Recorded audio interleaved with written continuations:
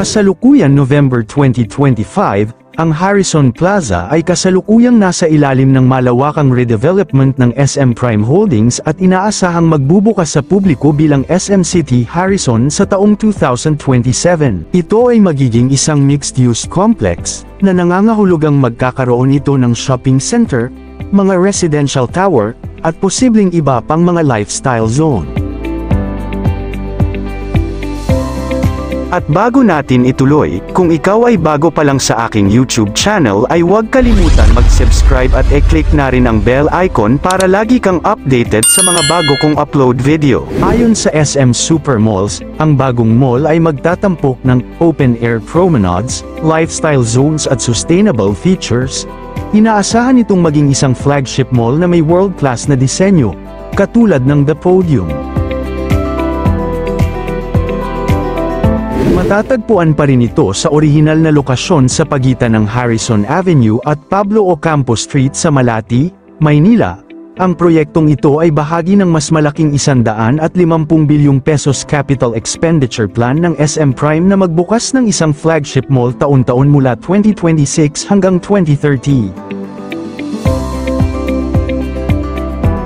Ang Harrison Plaza, isa sa pinaka-storied na tingian ng Metro Manila, ay babangon muli sa isang bagong anyo. Ang makasaysayang lugar ng Malati ay binuo ng SM Supermall sa isang mixed-use flagship na tatawaging SM Harrison Plaza, na may inaasahang pagbubukas sa 2027. Sinabi ng Pangulo ng SM Supermalls na ang kumpanya ay nakamarka ng halos 150 bilyon pesos sa mga capital expenditure sa susunod na 5 taon para sa isang mix at new flagship malls at major redevelopment. Bahagi ng isang plano to roll out ng isang flagship bawat taon mula 2026 hanggang 2030, kabilang sa mga proyekto na nakalista ng SM ay ang muling pagkumpleto ng Harrison Plaza site sa Malati, Manila, na may isang target na pagkumpleto sa 2027. Sinabi ng SM na ang 150 bilyong pesos push ay mahahati sa pagitan ng mga bagong mall at pag-upgrade sa umiiral na mga pag-aari dahil pinapabago nito ang portfolio nito na may open-air promenades, mga lifestyle zone at sustainable features. Inilarawan ng mga opisyal ng kumpanya ang programa bilang isang paglipat patungo sa greener, mas maraming mga pag-unlad ng mga tao. Sinasabi ng firm ay gagabay sa mga proyekto ng flagship tulad ng Santa Rosa, Nuvali, Mall in 2026 at ang muling pagpapaunlad ng Harrison in 2027.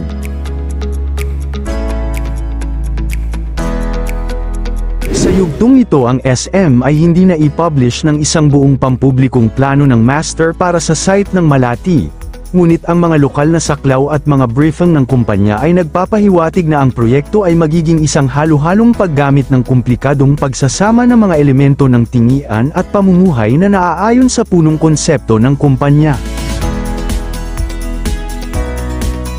Binuksan noong 1976, ang Harrison Plaza ay kabilang sa pinakaunang mga modernong sentro ng pamimili ng Pilipinas at matagal nang naalala ng mga residente ng Maynila bilang isa sa unang ganap na naka-air condition na mall ng lungsod. Sa loob ng 4 na dekada ay nagsilbi ito ng mga turista, mag-aaral at mga lokal na may mga sinehan, retail stalls at isang buhay na kultura ng Tiange na marami pa ring naaalala. Formal na tumigil ang mall sa pagtatapos ng 2019, ang istruktura ay kalaunan ay demolish bilang bahagi ng paghahanda para sa redevelopment. Sa paglipas ng mga taon ang properties ownership and management ay nakakaakit ng pansin mula sa mga nag-develop, at ang SM Prime ay nagsagawa ng mga karapatan sa muling pagpapaunlad na may kaugnayan sa isang pag-aayos sa lungsod at mga nakaraang mga leaseholders. Ang redevelopment ng SM ng site ng Harrison ay malamang na magbabago sa profile ng ekonomiya at lungsod ng lugar ng Adriatico Ocampo. Si Sinabi ng SM na ang programa nito ay lilikha ng mga trabaho sa yugto ng konstruksyon at idinisenyo upang muling mabuhay ang kalakaran sa tingian at pamumuhay sa kalapit na mga distrito. Tulad ng pagpapatuloy ng redevelopment, ang ilang mga tagapagtaguyod ng pamana at matagal na mga parokyana ay maaaring manood ng mabuti para sa kung paano kinikilala ng bagong proyekto ang nakaraan ng site kung sa pamamagitan ng mga elemento ng paggunita, pagpapakita ng archival, o iba pang mga kilos sa pangangalaga. Ang nakaraang pag-uulat sa Harrison ay binigyang diin ang parehong kabuluhan sa kasaysayan at ang emosyonal na pagkakabit ng publiko sa lumang mall.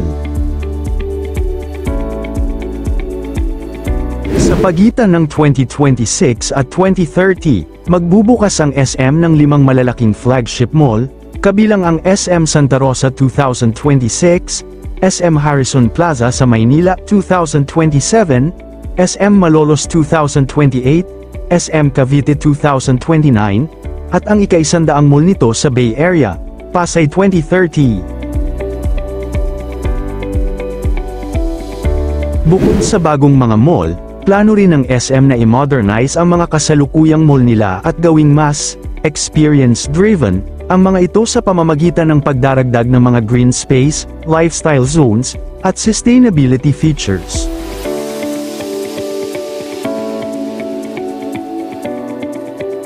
Target ng SM na magkaroon ng 115 mall sa buong Pilipinas pagdating ng 2030. Bukod sa pagtatayo ng mga bagong mall, mag-a-upgrade din ang SM sa mga kasalukuyang mall nito, na may kasamang paggawa ng open-air promenades, lifestyle zones, at pagdaragdag ng mga sustainable features. Ang mga plano ay para sa pagpapalawak ng SM na nakasentro sa paglikha ng mga destinasyon na hindi lang para sa shopping, kundi pati na rin para sa community, kultura, at libangan.